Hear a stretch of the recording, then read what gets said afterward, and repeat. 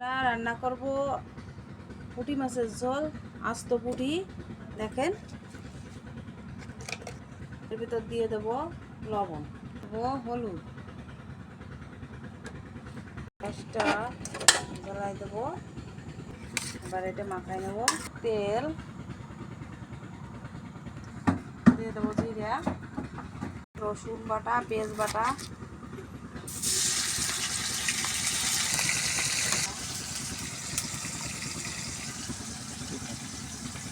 মরিচ বাটা। আমি একটু নাড়াচাড়া দেবো। দেখে দিয়ে দেবো জিরে বাটা, তো জিরের গুঁড়ি দেবো আমি।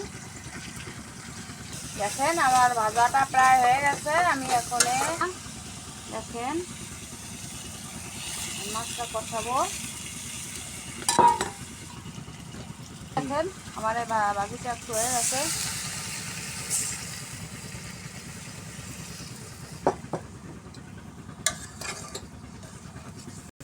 দিয়ে দেবো একটু হলুদ,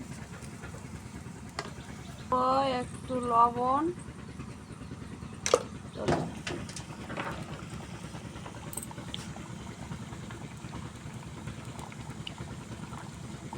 আমাদের মাছের ঝোল হয়ে গেছে। দেখেন সুন্দর। তো আমি এখন নামাই নেব।